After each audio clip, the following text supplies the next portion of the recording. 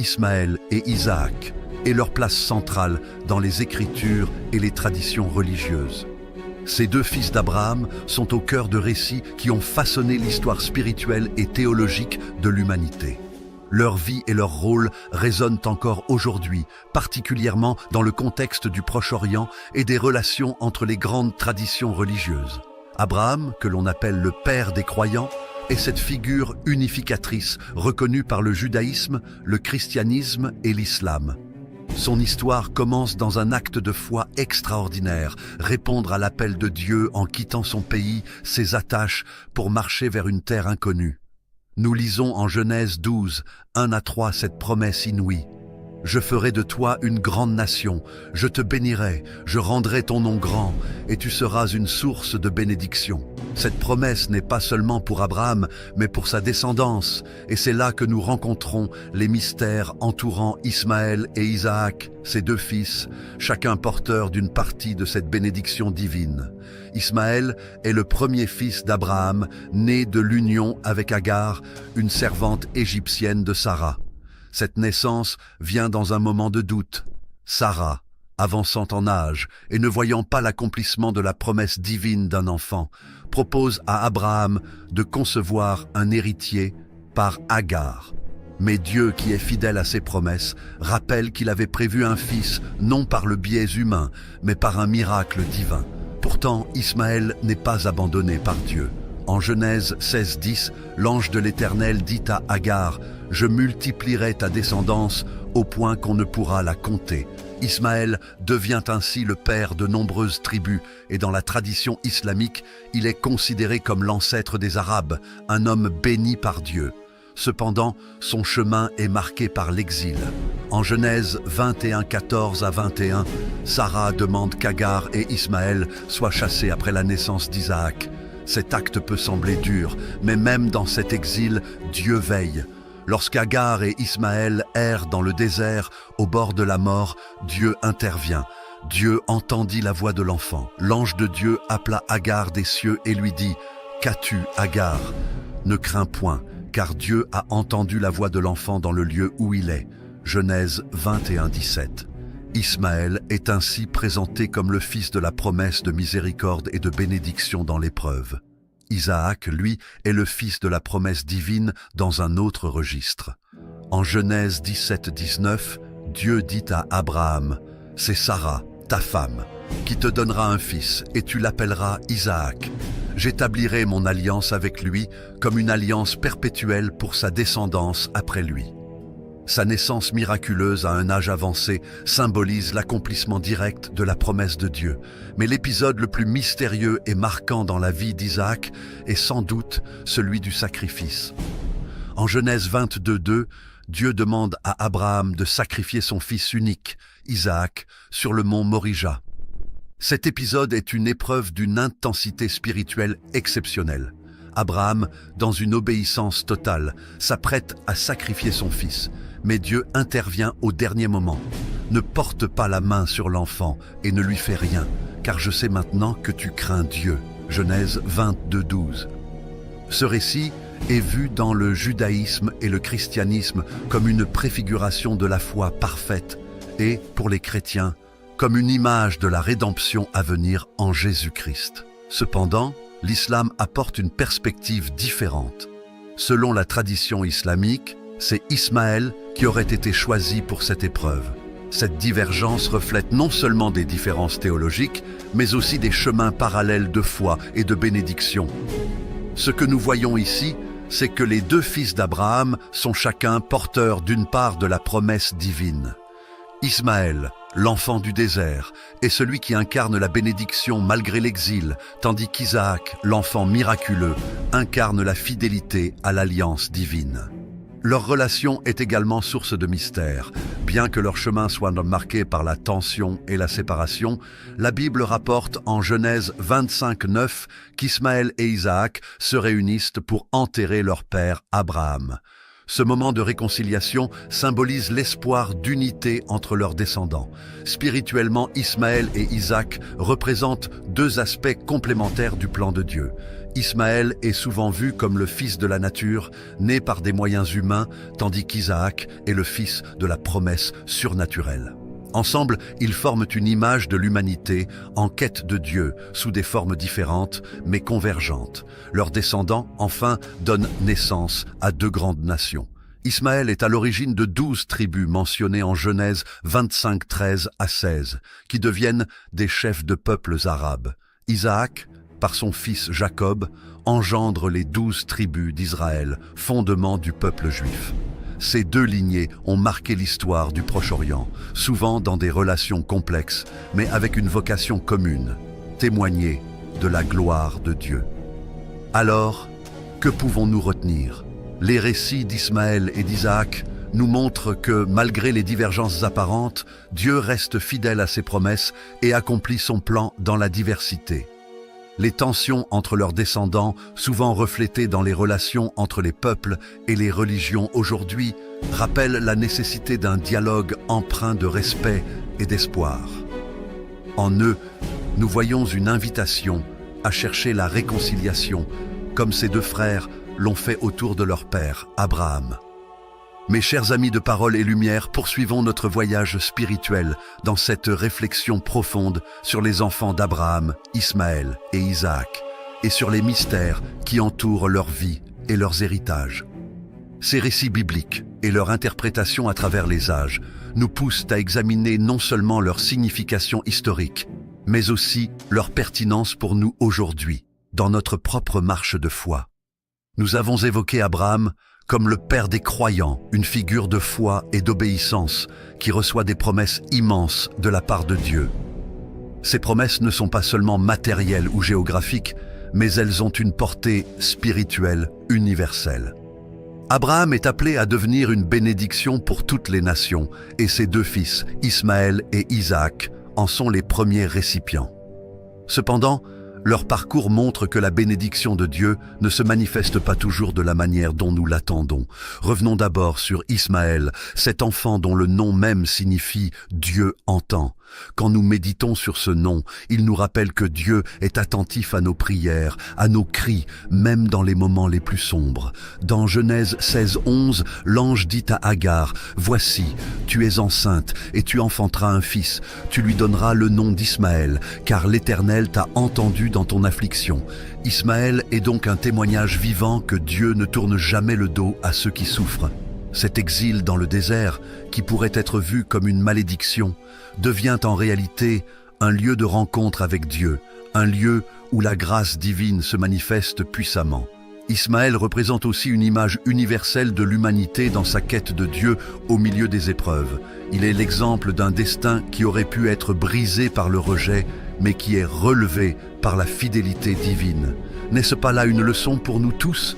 Nous sommes parfois tentés de croire que les défis de la vie nous disqualifient de la bénédiction divine, mais Ismaël nous montre que Dieu entend, même dans le désert de nos vies.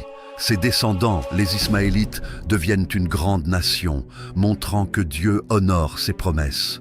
De l'autre côté, nous avons Isaac, cet enfant de la promesse, dont la naissance même est un miracle. Dieu avait déclaré à Abraham, « Sarah, ta femme, t'enfantera un fils, et tu lui donneras le nom d'Isaac. J'établirai mon alliance avec lui comme une alliance perpétuelle pour sa descendance après lui. » Genèse 17, 19. Isaac symbolise non seulement l'accomplissement de la promesse divine, mais aussi la puissance de Dieu à agir là où l'homme est impuissant. Abraham et Sarah étaient trop âgés pour concevoir un enfant par des moyens naturels, mais rien n'est impossible à Dieu. En Genèse 18, 14, nous lisons cette question rhétorique. Y a-t-il quelque chose qui soit étonnant de la part de l'Éternel ? Ce miracle de la naissance d'Isaac nous pousse à réfléchir sur la manière dont Dieu travaille souvent dans ce que nous considérons comme l'impossible. Combien de fois avons-nous douté de ses promesses parce que les circonstances semblaient contraires ? L'histoire d'Isaac nous invite à renouveler notre foi dans la fidélité de Dieu, qui agit à son heure, souvent d'une manière qui dépasse notre compréhension. Mais l'épisode du sacrifice d'Isaac est sans doute l'un des moments les plus marquants de sa vie. Cet événement, rapporté en Genèse 22, est profondément mystérieux. Pourquoi Dieu demande-t-il à Abraham de sacrifier son fils, celui-même à travers lequel les promesses devaient s'accomplir? Il s'agit ici d'un test ultime de foi et d'obéissance. Abraham, dans une confiance absolue, monte sur le mont Morija avec Isaac. Et au moment où le sacrifice semble inévitable, Dieu intervient et pourvoit. Abraham leva les yeux et vit derrière lui un bélier retenu dans un buisson par les cornes. Il alla prendre le bélier et l'offrit en holocauste à la place de son fils. Genèse 22, 13. Cet épisode est une image de la foi qui va jusqu'au bout, mais aussi de la provision de Dieu qui pourvoit toujours en son temps. En islam, comme nous l'avons mentionné, cette épreuve est attribuée à Ismaël plutôt qu'à Isaac. Cela souligne une autre facette de cette tradition, l'idée que la soumission à Dieu, qu'elle soit dans le désert avec Ismaël ou sur le mont avec Isaac, est la clé pour recevoir la bénédiction divine. Nous ne pouvons pas ignorer la relation entre les deux frères, marquée à la fois par la tension et par l'unité. Cette tension commence dès leur enfance, mais elle culmine lorsque les deux se retrouvent pour enterrer leur père Abraham. Ce moment, rapporté en Genèse 25:9, est une lueur d'espoir, une image prophétique de réconciliation. Dans un monde souvent divisé, que ce soit entre peuples ou entre croyances, ce récit nous rappelle que la filiation spirituelle d'Abraham peut être un lieu de rassemblement et non de division. Les descendants d'Ismaël et d'Isaac forment deux grandes lignées, chacune ayant un rôle dans l'histoire du salut. Les 12 fils d'Ismaël, mentionnés en Genèse 25:13 à 16, deviennent les ancêtres de nombreuses tribus arabes, tandis que les 12 fils de Jacob, fils d'Isaac, deviennent les 12 tribus d'Israël. Ces deux lignées représentent des peuples appelés à témoigner, chacun à leur manière, de la grandeur de Dieu. Aujourd'hui, alors que nous regardons les tensions au Proche-Orient et dans le monde, ces récits nous appellent à réfléchir à la réconciliation et à la paix.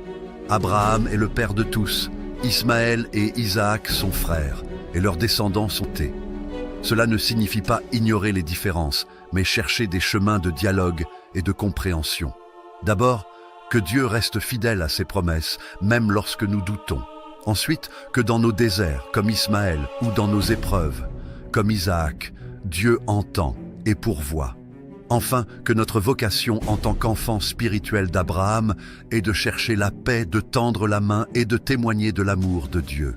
Mes chers amis de parole et lumière, je suis reconnaissant de partager avec vous cette troisième partie de notre réflexion profonde sur Abraham, Ismaël et Isaac, ces figures fondatrices des traditions monothéistes et de notre foi en un Dieu qui guide et accomplit ses promesses. Ces récits, riches en symboles et en enseignements, nous invitent à méditer non seulement sur le plan divin dans l'histoire, mais aussi sur notre propre place en tant qu'héritier spirituel de cette promesse. Que Dieu bénisse votre engagement et votre fidélité à sa parole. Je vous invite encore une fois à écrire en commentaire d'où vous nous regardez, car votre présence dans cette grande famille de foi est une source de joie et d'encouragement. Revenons à l'histoire d'Abraham, que l'on peut décrire comme un pèlerinage de foi, un voyage jalonné de promesses, d'épreuves, mais aussi de victoires spirituelles. Ce voyage atteint son apogée avec les bénédictions transmises à ses deux fils, Ismaël et Isaac. Ces bénédictions, bien que distinctes, reflètent deux dimensions complémentaires du dessein divin. Quand nous pensons à Ismaël, il est impossible de ne pas voir en lui l'image d'un homme appelé à prospérer au milieu de l'adversité. En Genèse 21:20, il est dit « Dieu fut avec l'enfant, qui grandit, habita dans le désert et devint tireur d'arc. » Ce verset contient une leçon pour nous tous, même lorsque nous nous trouvons dans des lieux arides, dans des situations qui semblent sans issue. Dieu est là. Ismaël, dont la vie commence dans l'exil, devient un chef de tribu, le père d'une grande nation. Cela nous enseigne que Dieu ne nous abandonne jamais, même dans les moments où nous nous sentons rejetés ou éloignés de nos bénédictions initiales. Dans la tradition islamique, Ismaël joue un rôle encore plus central. Non seulement il est considéré comme l'ancêtre du prophète Muhammad, mais il est aussi celui qui, avec Abraham, aurait érigé la Kaaba, ce lieu saint vers lequel des millions de croyants se tournent pour prier. Cet aspect montre que l'héritage d'Ismaël dépasse largement les limites géographiques et touche à des questions de foi universelles. Mais pour nous, Ismaël n'est pas simplement une figure historique. Il est un rappel que Dieu entend les prières de ceux qui crient à lui dans leur douleur. Le désert dans lequel Ismaël a grandi devient un lieu de transformation, une école de dépendance envers Dieu. Chacun de nous, à un moment donné, traverse un désert spirituel ou émotionnel.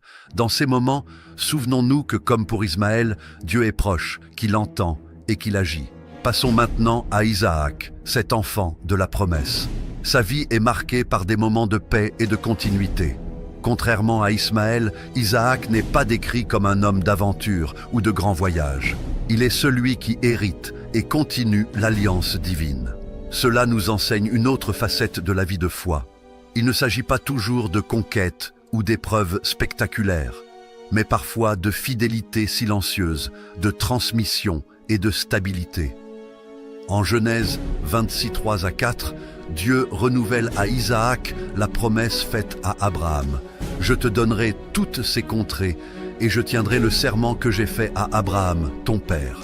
Je multiplierai ta postérité comme les étoiles de la continuité. » Un rappel que la fidélité à Dieu se transmet de génération en génération. L'épisode du sacrifice, cependant, nous rappelle qu'aucune vie de foi n'est exempte d'épreuves. Ce moment où Abraham s'apprête à offrir son fils unique, Isaac, est l'un des plus mystérieux de toute la Bible. Pour Abraham, c'était un test ultime, un acte de foi, une expérience d'obéissance et de confiance envers son père et, ultimement, envers Dieu.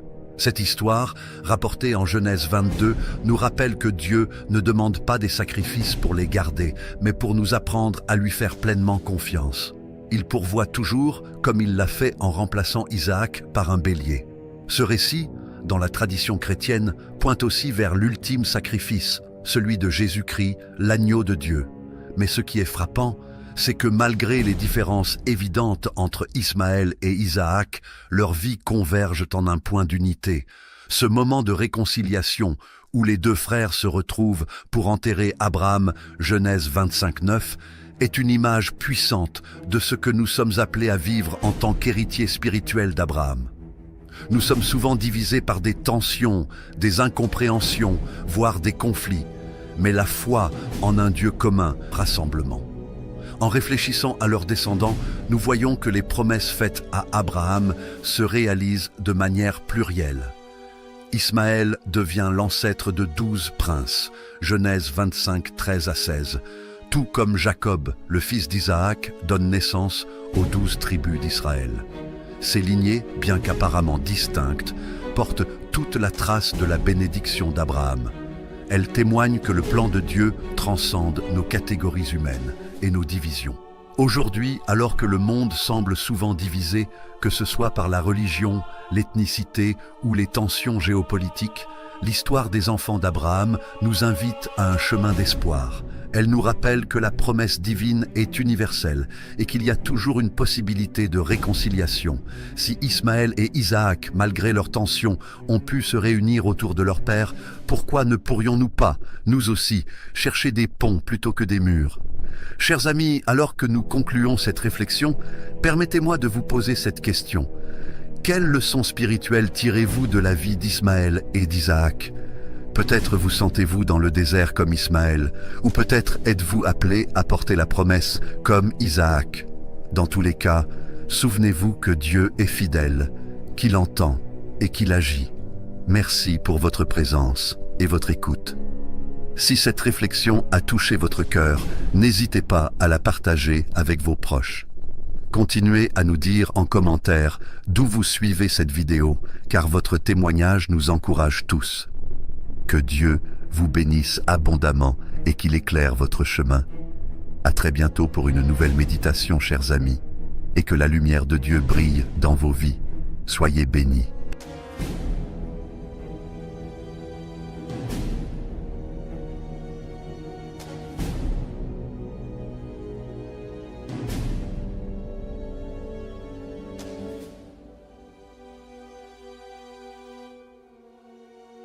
Chers amis de Parole et Lumière, bienvenue à vous tous qui êtes réunis pour ce moment de réflexion et de partage autour de la parole de Dieu. Avant tout, merci de former cette belle et forte communauté qui rayonne de foi et de lumière. Vous êtes un véritable témoignage vivant de l'amour de Dieu. Je vous invite à écrire en commentaire d'où vous regardez cette vidéo. Que ce soit depuis votre maison, votre lieu de prière ou même en chemin, votre présence ici est précieuse et inspirante. Aujourd'hui, nous allons plonger profondément dans une réflexion captivante. Les enfants d'Abraham, Ismaël et Isaac, et leur place centrale dans les Écritures et les traditions religieuses. Ces deux fils d'Abraham sont au cœur de récits qui ont façonné l'histoire spirituelle et théologique de l'humanité. Leur vie et leur rôle résonnent encore aujourd'hui, particulièrement dans le contexte du Proche-Orient et des relations entre les grandes traditions religieuses. Abraham, que l'on appelle le père des croyants, est cette figure unificatrice reconnue par le judaïsme, le christianisme et l'islam. Son histoire commence dans un acte de foi extraordinaire, répondre à l'appel de Dieu en quittant son pays, ses attaches, pour marcher vers une terre inconnue. Nous lisons en Genèse 12, 1-3 cette promesse inouïe. « Je ferai de toi une grande nation, je te bénirai, je rendrai ton nom grand, et tu seras une source de bénédiction. » Cette promesse n'est pas seulement pour Abraham, mais pour sa descendance, et c'est là que nous rencontrons les mystères entourant Ismaël et Isaac, ses deux fils, chacun porteur d'une partie de cette bénédiction divine. Ismaël est le premier fils d'Abraham, né de l'union avec Agar, une servante égyptienne de Sarah. Cette naissance vient dans un moment de doute. Sarah, avançant en âge et ne voyant pas l'accomplissement de la promesse divine d'un enfant, propose à Abraham de concevoir un héritier par Agar. Mais Dieu, qui est fidèle à ses promesses, rappelle qu'il avait prévu un fils non par le biais humain, mais par un miracle divin. Pourtant, Ismaël n'est pas abandonné par Dieu. En Genèse 16-10, l'ange de l'Éternel dit à Agar « Je multiplierai ta descendance au point qu'on ne pourra la compter ». Ismaël devient ainsi le père de nombreuses tribus et dans la tradition islamique, il est considéré comme l'ancêtre des Arabes, un homme béni par Dieu. Cependant, son chemin est marqué par l'exil. En Genèse 21-14-21, Sarah demande qu'Agar et Ismaël soient chassés après la naissance d'Isaac. Cet acte peut sembler dur, mais même dans cet exil, Dieu veille. Lorsqu'Agar et Ismaël errent dans le désert, au bord de la mort, Dieu intervient. Dieu entendit la voix de l'enfant. L'ange de Dieu appela Agar des cieux et lui dit « Qu'as-tu, Agar ? Ne crains point, car Dieu a entendu la voix de l'enfant dans le lieu où il est. » Genèse 21-17. Ismaël est ainsi présenté comme le fils de la promesse de miséricorde et de bénédiction dans l'épreuve. Isaac, lui, est le fils de la promesse divine dans un autre registre. En Genèse 17-19, Dieu dit à Abraham « C'est Sarah, ta femme, qui te donnera un fils, et tu l'appelleras Isaac. J'établirai mon alliance avec lui comme une alliance perpétuelle pour sa descendance après lui. » Sa naissance miraculeuse à un âge avancé symbolise l'accomplissement direct de la promesse de Dieu. Mais l'épisode le plus mystérieux et marquant dans la vie d'Isaac est sans doute celui du sacrifice. En Genèse 22-2, Dieu demande à Abraham de sacrifier son fils unique, Isaac, sur le mont Morija. Cet épisode est une épreuve d'une intensité spirituelle exceptionnelle. Abraham, dans une obéissance totale, s'apprête à sacrifier son fils. Mais Dieu intervient au dernier moment. « Ne porte pas la main sur l'enfant et ne lui fais rien, car je sais maintenant que tu crains Dieu. » Genèse 22-12. Ce récit est vu dans le judaïsme et le christianisme comme une préfiguration de la foi parfaite et, pour les chrétiens, comme une image de la rédemption à venir en Jésus-Christ. Cependant, l'islam apporte une perspective différente. Selon la tradition islamique, c'est Ismaël qui aurait été choisi pour cette épreuve. Cette divergence reflète non, mais aussi des chemins parallèles de foi et de bénédiction. Ce que nous voyons ici, c'est que les deux fils d'Abraham sont chacun porteurs d'une part de la promesse divine.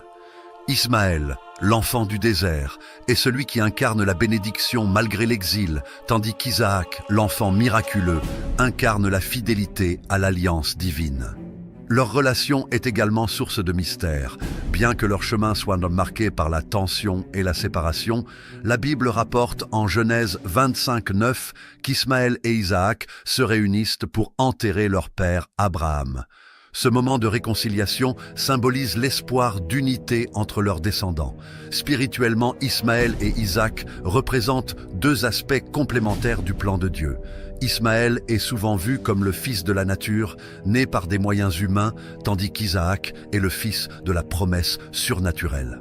Ensemble, ils forment une image sous des formes différentes, mais convergentes. Leurs descendants, enfin, donnent naissance à deux grandes nations. Ismaël est à Genèse 25:13 à 16, qui deviennent des chefs de peuples arabes. Isaac, par son fils Jacob, engendre les 12 tribus d'Israël, fondement du peuple juif. Ces deux lignées ont marqué l'histoire du Proche-Orient, souvent dans des relations complexes, mais avec une vocation commune, témoigner de la gloire de Dieu. Alors, que pouvons-nous retenir? Les récits d'Ismaël et d'Isaac nous montrent que, malgré les divergences apparentes, Dieu reste fidèle à ses promesses et accomplit son plan dans la diversité. Les tensions entre leurs descendants, souvent reflétées dans les relations entre les peuples et les religions aujourd'hui, rappellent la nécessité d'un dialogue empreint de respect et d'espoir. En eux, nous voyons une invitation à chercher la réconciliation, comme ces deux frères l'ont fait autour de leur père, Abraham. Mes chers amis de Parole et Lumière, poursuivons notre voyage spirituel dans cette réflexion pro-Ismaël et Isaac, et sur les mystères qui entourent leur vie et leurs héritages. Ces récits bibliques et leur interprétation à travers les âges nous poussent à examiner non seulement leur signification historique, mais aussi leur pertinence pour nous aujourd'hui, dans notre propre marche de foi. Nous avons évoqué Abraham comme le promesse immense de la part de Dieu. Ces promesses ne sont pas seulement matérielles ou géographiques, mais elles ont une portée spirituelle universelle. Abraham est appelé à devenir une bénédiction pour toutes les nations, et ses deux fils, Ismaël et Isaac, en sont les premiers récipients. Cependant, leur parcours montre que la bénédiction de Dieu ne se manifeste pas toujours de la manière dont nous l'attendons. Revenons d'abord sur Ismaël, cet enfant dont le nom même signifie « Dieu entend ». Quand nous méditons sur ce nom, il nous rappelle que Dieu est attentif à nos prières, à nos cris, même dans les moments les plus sombres. Dans Genèse 16:11, l'ange dit à Agar, « Voici, tu es enceinte et tu enfanteras un fils, car l'Éternel t'a entendu dans ton affliction. » Ismaël est donc un témoignage vivant que Dieu ne tourne jamais le dos à ceux qui souffrent. Cet exil dans le désert, qui pourrait être vu comme une malédiction, devient en réalité un lieu de rencontre avec Dieu, un lieu où la grâce divine se manifeste puissamment. Ismaël représente aussi une image universelle de l'humanité dans sa quête de Dieu au milieu des épreuves. Il est l'exemple d'un destin qui aurait pu être brisé par le rejet, mais qui est relevé par la fidélité divine. N'est-ce pas là une leçon pour nous tous? Nous sommes parfois tentés de croire que Dieu entend, même descendants, les Ismaélites deviennent une grande nation, montrant que Dieu honore ses promesses. De l'autre côté, nous avons Isaac, cet enfant de la promesse, dont la naissance même est un miracle. Dieu avait déclaré à Abraham, « Sarah, ta femme, t'enfantera un fils, et tu lui donneras le nom d'Isaac. J'établirai mon alliance avec lui comme une alliance perpétuelle pour sa descendance après lui. » L'accomplissement de la promesse divine, mais aussi la puissance de Dieu à agir là où l'homme est impuissant. Abraham et Sarah étaient trop âgés pour concevoir un enfant par des moyens naturels. En Genèse 18:14, nous lisons cette question rhétorique. Y a-t-il quelque chose qui soit étonnant de la part de l'Éternel? Ce miracle de la naissance d'Isaac nous pousse à réfléchir sur la manière dont Dieu travaille souvent dans ce que nous considérons comme l'impossible. Dieu est là. Ismaël, dont la vie commence dans l'exil, devient un chef de tribu, le père d'une grande nation. Cela nous enseigne que Dieu ne nous abandonne jamais, même dans les moments où nous nous sentons rejetés ou éloignés de nos bénédictions initiales. Dans la tradition islamique, Ismaël joue un rôle encore plus central. Non seulement il est considéré comme l'ancêtre du prophète Muhammad, mais il est aussi celui qui, avec Abraham, aurait érigé la Kaaba, ce lieu saint vers lequel des millions de croyants se tournent pour prier. Cet aspect montre que l'héritage d'Ismaël dépasse largement les limites géographiques et touche à des questions de foi universelles. Mais pour nous, Ismaël n'est pas simplement une figure historique. Il est un rappel que Dieu entend les prières de ceux qui crient à lui dans leur douleur.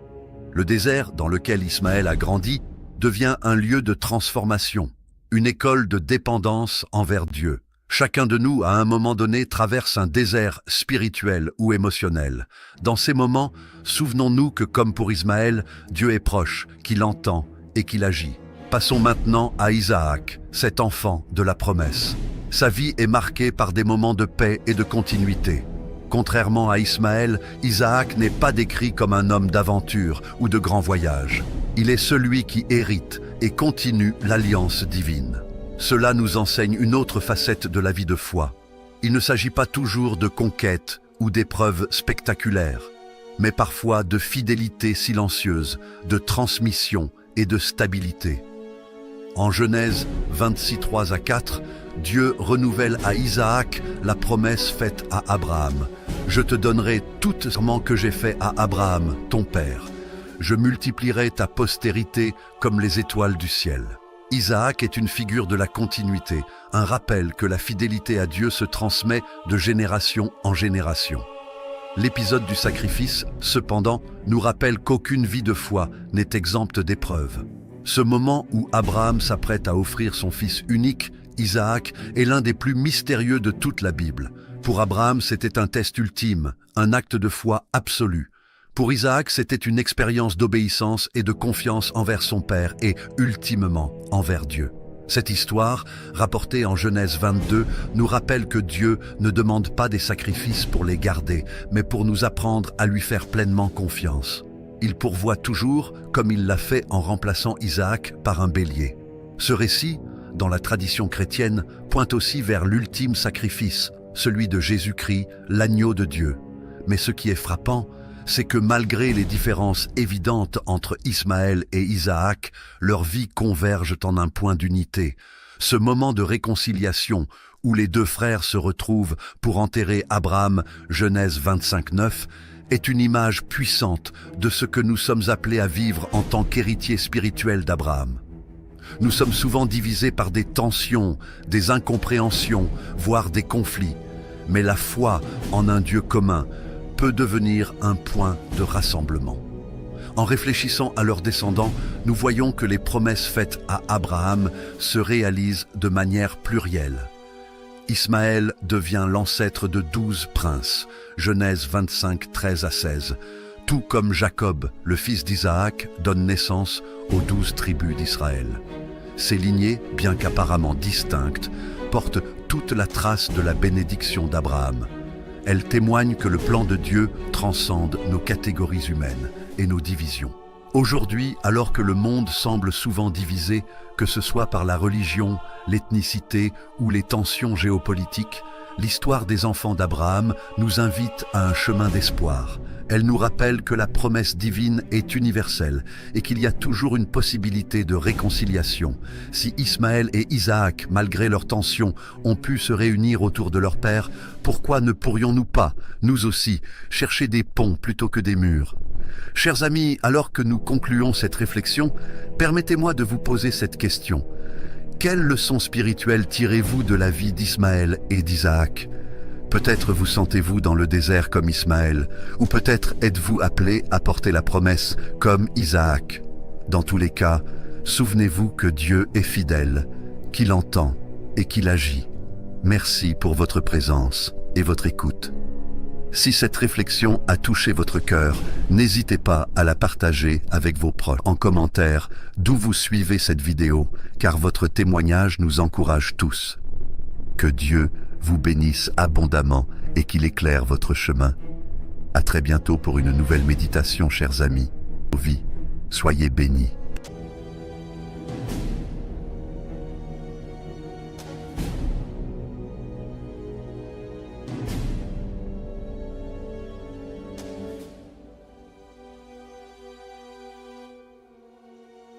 Chers amis de Parole et Lumière, bienvenue à vous tous qui êtes réunis pour ce moment de réflexion et de partage autour de la parole de Dieu. Avant tout, merci de former cette belle et forte communauté qui rayonne de foi et de lumière. Vous êtes un véritable témoignage vivant de l'amour de Dieu. Je vous invite à écrire en commentaire d'où vous regardez cette vidéo. Que lieu de prière ou même en chemin, votre présence ici est précieuse et inspirante. Aujourd'hui, nous allons plonger profondément dans une réflexion captivante. Les enfants d'Abraham, Ismaël et Isaac, et leur place centrale dans les Écritures et les traditions religieuses. Ces deux fils d'Abraham sont au cœur de récits qui ont façonné l'histoire spirituelle et théologique de l'humanité. Leur vie et leur rôle résonnent encore aujourd'hui, particulièrement dans le contexte du Proche-Orient et des relations entre les grandes traditions religieuses. Abraham, que l'on appelle le père des croyants, est cette figure unificatrice reconnue par le judaïsme, le christianisme et l'islam. Son histoire commence dans un acte de foi extraordinaire, répondre à l'appel de Dieu en quittant son pays, ses attaches, pour marcher vers une terre inconnue. Nous lisons en Genèse 12, 1-3 cette promesse inouïe. Je ferai de toi une grande nation, je te bénirai, je rendrai ton nom grand, et tu seras une source de bénédiction. Cette promesse n'est pas seulement pour Abraham, mais pour sa descendance, et c'est là que nous rencontrons les mystères entourant Ismaël et Isaac, ses deux fils, chacun porteur d'une partie de cette bénédiction divine. Ismaël est le premier fils d'Abraham, né de l'union avec Agar, une servante égyptienne de Sarah. Cette naissance vient dans un moment de doute. Sarah, avançant en âge et ne voyant pas l'accomplissement de la promesse divine d'un enfant, propose à Abraham de concevoir un héritier par Agar. Mais Dieu, qui est fidèle à ses promesses, rappelle qu'il avait prévu un fils non par le biais humain, mais par un miracle divin. Pourtant, Ismaël n'est pas abandonné par Dieu. En Genèse 16-10, l'ange de l'Éternel dit à Agar « Je multiplierai ta descendance au point qu'on ne pourra la compter ». Ismaël devient ainsi le père de nombreuses tribus et dans la tradition islamique, il est considéré comme l'ancêtre des Arabes, un homme béni par Dieu. Cependant, son chemin est marqué par l'exil. En Genèse 21-14-21, Sarah demande qu'Agar et Ismaël soient chassés après la naissance d'Isaac. Cet acte peut sembler dur, mais même dans cet exil, Dieu veille. Lorsqu'Agar et Ismaël errent dans le désert, au bord de la mort, Dieu intervient. Dieu entendit la voix de l'enfant. L'ange de Dieu appela Agar des cieux et lui dit « Qu'as-tu, Agar ? Ne crains point, car Dieu a entendu la voix de l'enfant dans le lieu où il est. » Genèse 21-17. Ismaël est ainsi présenté comme le fils de la promesse de miséricorde et de bénédiction dans l'épreuve. Isaac, lui, est le fils de la promesse divine dans un autre registre. En Genèse 17-19, Dieu dit à Abraham « C'est Sarah, ta femme, qui te donnera un fils, et tu l'appelleras Isaac. J'établirai mon alliance avec lui comme une alliance perpétuelle pour sa descendance après lui. » Sa naissance miraculeuse à un âge avancé symbolise l'accomplissement direct de la promesse de Dieu. Mais l'épisode le plus mystérieux et marquant dans la vie d'Isaac est sans doute celui du sacrifice. En Genèse 22-2, Dieu demande à Abraham de sacrifier son fils unique, Isaac, sur le mont Morija. Cet épisode est une épreuve d'une intensité spirituelle exceptionnelle. Abraham, dans une obéissance totale, s'apprête à sacrifier son fils. Mais Dieu intervient au dernier moment. « Ne porte pas la main sur l'enfant et ne lui fais rien, car je sais maintenant que tu crains Dieu. » Genèse 22-12. Ce récit est vu dans le judaïsme et le christianisme comme une préfiguration de la foi parfaite et, pour les chrétiens, comme une image de la rédemption à venir en Jésus-Christ. Cependant, l'islam apporte une perspective différente. Selon la tradition islamique, c'est Ismaël qui aurait été choisi pour cette épreuve. Cette divergence reflète non, mais aussi des chemins parallèles de foi. Ismaël est à l'origine de 12 tribus mentionnées en Genèse 25-13-16, qui deviennent des chefs de peuples arabes. Isaac, par son fils Jacob, engendre les 12 tribus d'Israël, fondement du peuple juif. Ces deux lignées ont marqué l'histoire du Proche-Orient, souvent dans des relations complexes, mais avec une vocation commune, témoigner de la gloire de Dieu. Alors, que pouvons-nous retenir? Les récits d'Ismaël et d'Isaac nous montrent que, malgré les divergences apparentes, Dieu reste fidèle à ses promesses et accomplit son plan dans la diversité. Les tensions entre leurs descendants, souvent reflétées dans les relations entre les peuples et les religions aujourd'hui, rappellent la nécessité d'un dialogue empreint de respect et d'espoir. En eux, nous voyons une invitation à chercher la réconciliation, comme ces deux frères l'ont fait autour de leur père, Abraham. Mes chers amis de Parole et Lumière, poursuivons notre voyage spirituel dans cette réflexion profonde sur les enfants d'Abraham, Ismaël et Isaac, et sur les mystères qui entourent leur vie et leurs héritages. Ces récits bibliques et leur interprétation à travers les âges nous poussent à examiner non seulement leur signification historique, mais aussi leur pertinence pour nous aujourd'hui, dans notre propre marche de foi. Nous avons évoqué Abraham comme le père des croyants, une figure de foi et d'obéissance qui reçoit des promesses immenses de la part de Dieu. Ces promesses ne sont pas seulement matérielles ou géographiques, mais elles ont une portée spirituelle universelle. Abraham est appelé à devenir une bénédiction pour toutes les nations, et ses deux fils, Ismaël et Isaac, en sont les premiers récipients. Cependant, leur parcours montre que la bénédiction de Dieu ne se manifeste pas toujours de la manière dont nous l'attendons. Revenons d'abord sur Ismaël, cet enfant dont le nom même signifie « Dieu entend ». Quand nous méditons sur ce nom, il nous rappelle que Dieu est attentif à nos prières, à nos cris, même dans les moments les plus sombres. Dans Genèse 16:11, l'ange dit à Agar, « Voici, tu es enceinte et tu enfanteras un fils. Tu lui donneras le nom d'Ismaël, car l'Éternel t'a entendu dans ton affliction. » Ismaël est donc un témoignage vivant que Dieu ne tourne jamais le dos à ceux qui souffrent. Cet exil dans le désert, qui pourrait être vu comme une malédiction, devient en réalité un lieu de rencontre avec Dieu, un lieu où la grâce divine se manifeste puissamment. Ismaël représente aussi une image universelle de l'humanité dans sa quête de Dieu au milieu des épreuves. Il est l'exemple d'un destin qui aurait pu être brisé par le rejet, mais qui est relevé par la fidélité divine. N'est-ce pas là une leçon pour nous tous ? Nous sommes parfois tentés de croire que les défis de la vie nous disqualifient de la bénédiction divine, mais Ismaël nous montre que Dieu entend, même dans le désert de nos vies.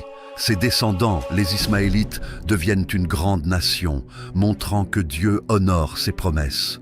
De l'autre côté, nous avons Isaac, cet enfant de la promesse, dont la naissance même est un miracle. Dieu avait déclaré à Abraham, « Sarah, ta femme, t'enfantera un fils, et tu lui donneras le nom d'Isaac. J'établirai mon alliance avec lui comme une alliance perpétuelle pour sa descendance après lui. » Genèse 17:19. Isaac symbolise non seulement l'accomplissement de la promesse divine, mais aussi la puissance de Dieu à agir là où l'homme est impuissant. Abraham et Sarah étaient trop âgés pour concevoir un enfant par des moyens naturels, mais rien n'est impossible à Dieu. En Genèse 18:14, nous lisons cette question rhétorique. Y a-t-il quelque chose qui soit étonnant de la part de l'Éternel ? Ce miracle de la naissance d'Isaac nous pousse à réfléchir sur la manière dont Dieu travaille souvent dans ce que nous considérons comme l'impossible.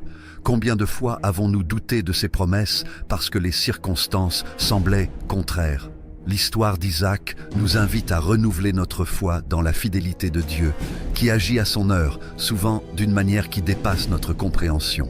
Mais l'épisode du sacrifice d'Isaac est sans doute l'un des moments les plus marquants de sa vie. Cet événement, rapporté en Genèse 22, est profondément mystérieux. Pourquoi Dieu demande-t-il à Abraham de sacrifier son fils, celui même à travers lequel les promesses devaient s'accomplir ? Il s'agit ici d'un test ultime de foi et d'obéissance. Abraham, dans une confiance absolue, monte sur le mont Morija avec Isaac. Et au moment où le sacrifice semble inévitable, Dieu intervient et pourvoit. Abraham leva les yeux et vit derrière lui un bélier retenu dans un buisson par les cornes. Il alla prendre le bélier et l'offrit en holocauste à la place de son fils. Genèse 22, 13. Cet épisode est une image de la foi qui va jusqu'au bout, mais aussi de la provision de Dieu qui pourvoit toujours en son temps. En islam, comme nous l'avons mentionné, cette épreuve est attribuée à Ismaël plutôt qu'à Isaac. Cela souligne une autre facette de cette tradition, l'idée que la soumission à Dieu, ou sur le mont avec Isaac,